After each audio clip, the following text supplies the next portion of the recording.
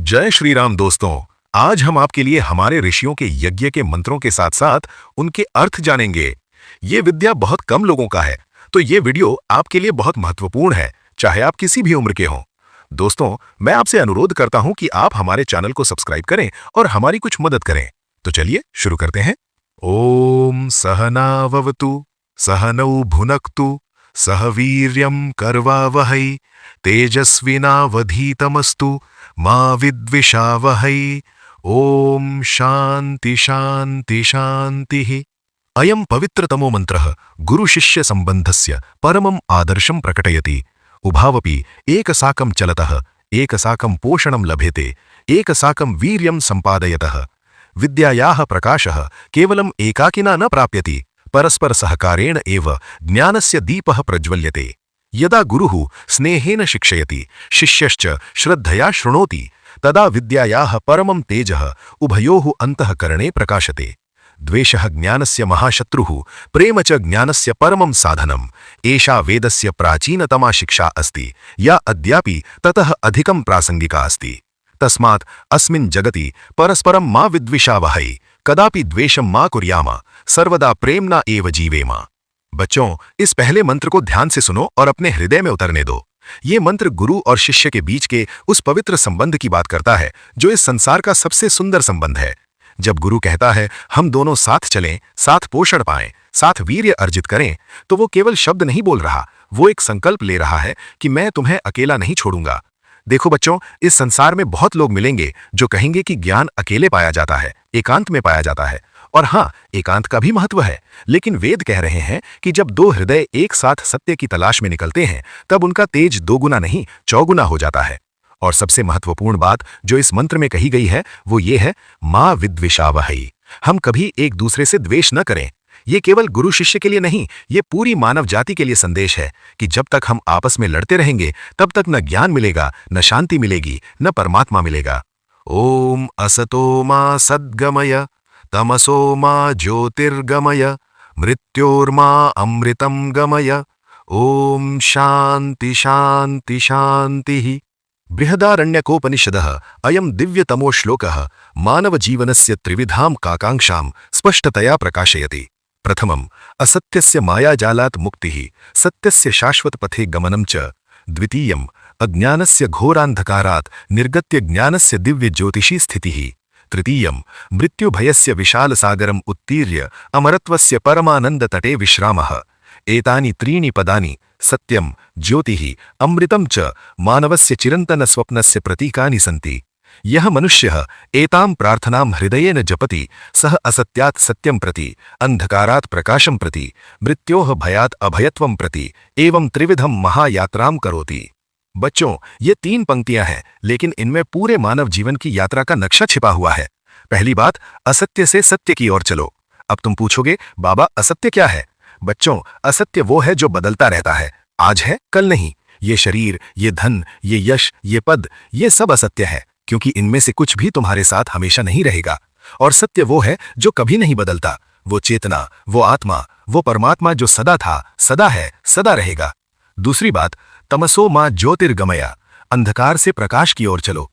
ये अंधकार केवल रात का अंधेरा नहीं है बच्चों, ये अज्ञान का अंधेरा है, क्रोध का अंधेरा है, लोभ का अंधेरा है, ईर्ष्या का अंधेरा है।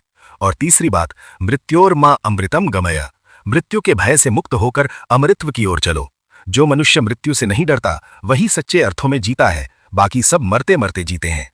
त्र्यंबकम यजामहे सुगंधिम पुष्टिवर्धनम उर्वारुकमिव बंधनात् मृत्योर्मुक्षीयमामृतात्।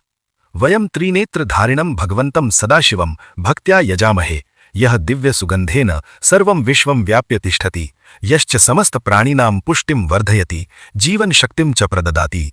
यथा वृक्षे परिपक्वं फलं स्वयमेव शनैः शनैः स्वस्य लतायाः बन्धनात् विमुच्यते, न कस्यचित् बलेन छिद्यते, तथैव हे महादेव अस्मानपि मृत्योः कठोरबन्धनात् स्वाभाविक रूपेण मोचयतु। महामृत्युञ्जय मंत्रस्य रहस्यम् एतदेव यत् मृत्युः शत्रुः नास्ति, मृत्युभयः एव वास्तविकः शत्रुः अस्ति। यह मनुष्यः एतं मंत्रं नित्यं जपति तस्य चित्तात् मृत्युभयः धीरे धीरे तिरोहितः भवति, तस्य जीवनं निर्भयं पूर्णम् आनन्दमयं च भवति। बच्चों, भगवान शिव का ये महामृत्युंजय मंत्र केवल मंदिर में बैठकर जपने के लिए नहीं है, ये जीवन जीने का तरीका है। देखो, इस मंत्र में एक बहुत सुंदर उपमा दी गई है, उर्वारुकमिव बंधनात्। जैसे ककड़ी पकने पर अपनी लता से स्वयं अलग हो जाती है, वैसे ही हमें भी इस संसार से, इस शरीर से, इस जीवन से एक दिन अलग होना है। अब बच्चों सोचो, जब ककड़ी पक जाती है तो क्या वो रोती है? क्या वो कहती है मुझे मत तोड़ो, मुझे लता से मत अलग करो? नहीं, वो स्वाभाविक रूप से, आनंद से, पूर्णता के साथ अलग होती है। बस यही शिव हमें सिखा रहे हैं कि जब तुम्हारा समय आए तो रोना मत, भयभीत मत होना, बल्कि उस क्षण को उसी स्वाभाविकता से स्वीकार करो जैसे पका हुआ फल अपनी लता को। जो मनुष्य मृत्यु को स्वीकार करना सीख लेता है, उसे जीवन में कोई दुख नहीं छू सकता, क्योंकि जब सबसे बड़े भय से मुक्ति हो जाती है तो छोटे छोटे भय अपने आप गायब हो जाते हैं। गुरुर्ब्रह्मा गुरुर्विष्णुः गुरुर्देवो महेश्वरः गुरु साक्षात् परब्रह्म तस्मै श्री गुरवे नमः। गुरुः ब्रह्मा इव अस्ति, यतः यथा ब्रह्मा सृष्टिं करोति तथैव गुरुः शिष्यस्य अन्तःकरणे नवज्ञानस्य, नवचेतनस्य, नवजीवनस्य सृष्टिं करोति। गुरुः विष्णुः इव अस्ति, यतः यथा विष्णुः सृष्टेः पालनं करोति तथैव गुरुः शिष्येण अर्जितस्य ज्ञानस्य पालनं, संरक्षणं, पोषणं च करोति। गुरुः महेश्वरः इव अस्ति, यतः यथा शिवः संहारं करोति तथैव गुरुः शिष्यस्य समस्ताज्ञानस्य, दुर्गुणानां, मिथ्याधारणानां च निर्मूलनं करोति। सः साक्षात् परब्रह्म, मानव शरीरे ईश्वरस्य प्रत्यक्ष दर्शनं, यस्य कृपादृष्टिः शिष्यस्य जीवनं संपूर्णतः परिवर्तयति। तस्मै अस्माकं हृदयस्य गहनतमात् प्रदेशात् कोटिशः साष्टांग प्रणामाः। बच्चों, जब भी तुम्हें लगे कि तुम्हारे जीवन में गुरु का कोई महत्व नहीं, तब ये श्लोक याद कर लेना। हमारे ऋषियों ने गुरु को ब्रह्मा, विष्णु और महेश्वर तीनों कहा है, और ये कोई अतिशयोक्ति नहीं है, ये परम सत्य है। जब कोई गुरु तुम्हें पढ़ाता है, समझाता है, तुम्हारे भीतर एक नई सोच जगाता है, तो वो ब्रह्मा की भूमिका निभा रहा है। वो तुम्हारे अंदर एक नई सृष्टि कर रहा है। जब वो तुम्हारे ज्ञान की रक्षा करता है, तुम्हें गलत रास्ते पर जाने से रोकता है, तो वो विष्णु की भूमिका निभा रहा है। और जब वो तुम्हारे अहंकार को तोड़ता है, तुम्हारी गलत आदतों को नष्ट करता है, तुम्हारे भीतर के अंधकार का संहार करता है, तो वो शिव, महेश्वर की भूमिका निभा रहा है। इसलिए बच्चों, जिस किसी ने भी तुम्हें जीवन में एक भी अच्छी बात सिखाई हो, माँ हो, पिता हो, शिक्षक हो, कोई बुजुर्ग हो, उनके प्रति कृतज्ञता रखो, उनका सम्मान करो, क्योंकि वे तुम्हारे जीवन में ईश्वर का ही स्वरूप लेकर आए थे। कर्मण्येवाधिकारस्ते मा फलेषु कदाचन मा कर्म फल हेतुर्भूर मा ते संगोस्त्व कर्मणि। हे अर्जुन, शृणु, तव अधिकारः केवलं कर्मणि एव अस्ति, फले तव अधिकारः कदापि नास्ति, न च कदापि भविष्यति। फल कामनां चित्ते स्थापयित्वा कर्म मा कुरु, एतेन तव कर्मस्य पवित्रता नश्यति। परन्तु अकर्मणि, निष्क्रियतायां, कार्यपलायने च आसक्तिः अपि तव कदापि मा भवतु। भगवद्गीतायाः अयं द्वितीयोऽध्यायस्य सर्वप्रसिद्धः श्लोकः केवलं युद्धक्षेत्रे अर्जुनाय न उक्तः, अपितु सर्वकालेषु सर्वेषां मानवानां कृते उक्तः। यह मनुष्यः फलचिन्तां त्यक्त्वा निष्कामभावेन कर्म करोति, तस्य चित्ते अद्भुतं शान्तिसुखं स्वयमेव उदयति। एषा योगस्य परम विद्या, एषा जीवनस्य परम कला। बच्चों, ये भगवद गीता का सबसे प्रसिद्ध श्लोक है और शायद सबसे ज्यादा गलत समझा जाने वाला भी।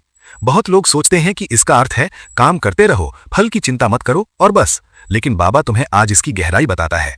जब श्री कृष्ण कहते हैं कि फल पर तुम्हारा अधिकार नहीं, तो वे ये नहीं कह रहे कि फल महत्वपूर्ण नहीं। वे ये कह रहे हैं कि जब तुम केवल फल के बारे में सोचते सोचते कर्म करते हो, तो तुम्हारा पूरा ध्यान भविष्य में अटका रहता है और वर्तमान का कर्म कमजोर हो जाता है। लेकिन जब तुम फल की चिंता छोड़कर पूरी शक्ति, पूरी भावना, पूरे प्रेम के साथ अपने कर्म में डूब जाते हो, तो एक चमत्कार होता है। न केवल तुम्हारा कर्म श्रेष्ठ हो जाता है, बल्कि तुम्हारे भीतर एक ऐसी शांति उत्पन्न होती है जो किसी भी फल से बड़ी है। और विडंबना ये है